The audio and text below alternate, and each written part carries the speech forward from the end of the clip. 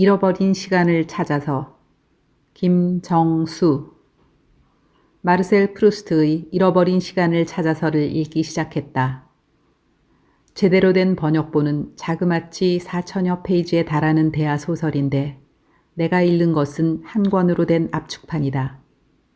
그 유명한 마들렌과 홍차 이야기, 두 갈래길 이야기가 어떻게 쓰였나 궁금해서 손에 잡은 책이기도 하지만 제목이 매혹적이라 읽어보고 싶었던 책이기도 하다.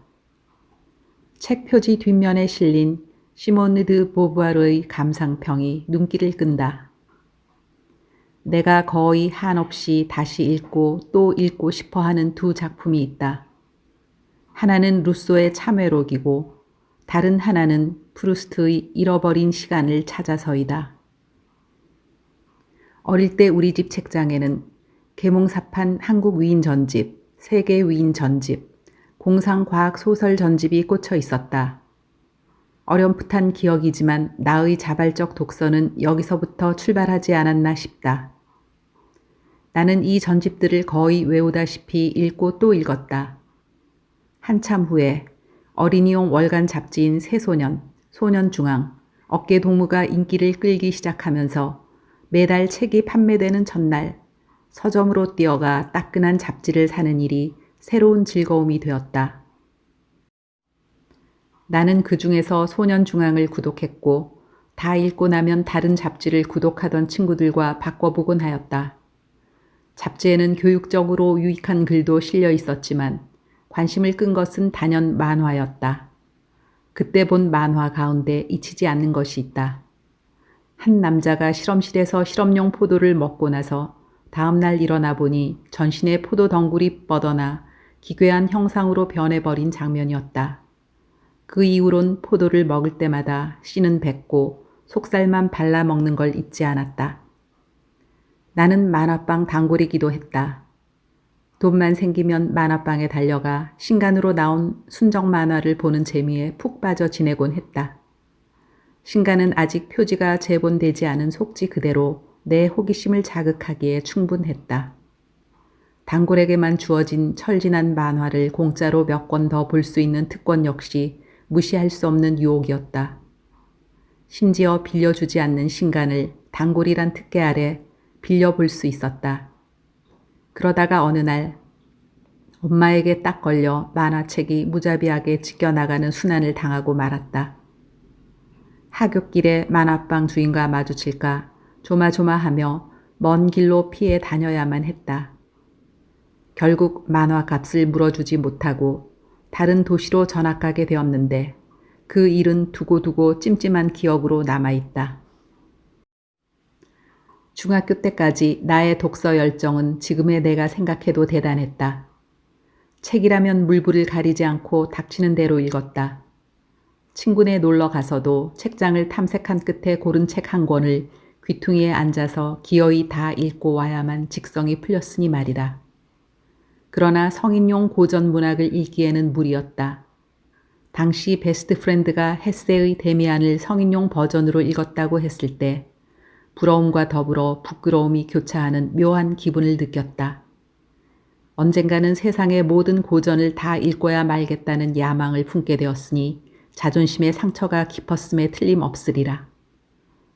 그 야망은 고등학교 입시를 마치고 중3 겨울방학에 용돈을 모아 구입한 두꺼운 장서 에밀리 브론테의 폭풍의 언덕에서 처음 실현되었다.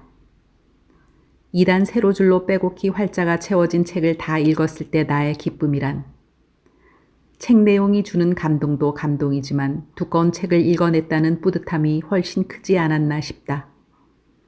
제법 길었던 그의 겨울 방학 동안 몇 권의 고전을 더 읽었는지 헤아려 보진 못했다. 고등학생이 되어서는 대입에 치중해야 하는 부담감으로 나의 독서 열기는 시들해지고 말았다. 그래서인지 학교 생활 내내 독서는 즐겁지 않았다. 내가 읽고 싶은 책을 선택하는 자유는 없어지고 지정도서 목록만 강요받았기 때문이기도 했다. 이 중요한 시기가 독서의 암흑기가 될 수밖에 없었던 점은 지금 생각해봐도 안타까운 일이다. 대학에 들어와서는 독서 클럽을 만들어 주로 정치 사회 문제를 다룬 서적을 읽으며 활동했으나 오래가지 못했다. 그 이후로 한동안 책을 읽지 않으면 안 된다는 강박증만 갖고 소위 베스트셀러와 가볍게 읽을 수 있는 책 등으로 허전함을 달랬을 뿐 진짜배기 독서의 기회, 고전을 읽을 수 있는 시간은 쉽사리 가지지 못했다. 이민 초기에는 이곳 생활에 적응한다는 명목으로 한글 책은 거들떠 보지 않고 쉬운 영어책만 집중적으로 읽었다. 바쁜 틈을 쪼개서 현실 생활과 동떨어진 책을 읽는다는 건 용납되기 어려웠다. 고전을 본격적으로 읽기 시작한 것은 어느 정도 삶이 안정되고부터였다. 80대 중반의 나이에 접어든 분이 자신의 책장에 꽂혀 있는 톨스토이의 전쟁과 평화 전집을 바라볼 때마다 내가 죽기 전에 과연 저 책을 다 읽을 수 있을까 하던 모습이 떠오른다. 나 역시 죽기 전까지 세상의 고전을 얼마나 읽을 수 있을까 하는 의문이 든다. 고전을 읽는데 적절한 나이란 없다고 하지만 난 그렇게 생각하지 않는다. 로미오와 줄리엣을 사춘기에 읽은 사람과 중년에 접어들어 처음 읽은 사람의 감정은 확연히 다르지 않은가. 조지 오웰의 1984를 전체주의가 횡행하던 시대에 읽은 사람과 그 시대가 거의 사라진 요즘 읽은 사람의 차이도 마찬가지일 터이다. 그런 관점에서 볼 때 시기에 맞게 고전을 읽음으로써 형성되는 자연스러운 사고와 감성을 나 또한 많이 놓쳐버린 셈이다. 어쩌면 그것이 내게는 잃어버린 시간이었을 수도 있겠구나 싶은 상념이 불현듯 뇌리를 스친다. 프루스트의 잃어버린 시간을 찾아서는 나에게 어떤 생각과 느낌을 불러일으킬지 아직은 가늠할 수 없다. 제목이 멋진 이 책을 끝낼 즈음 내게서 잃어버린 감성이 그리고 시간이 무엇이었는지 찾을 수 있으면 좋겠다.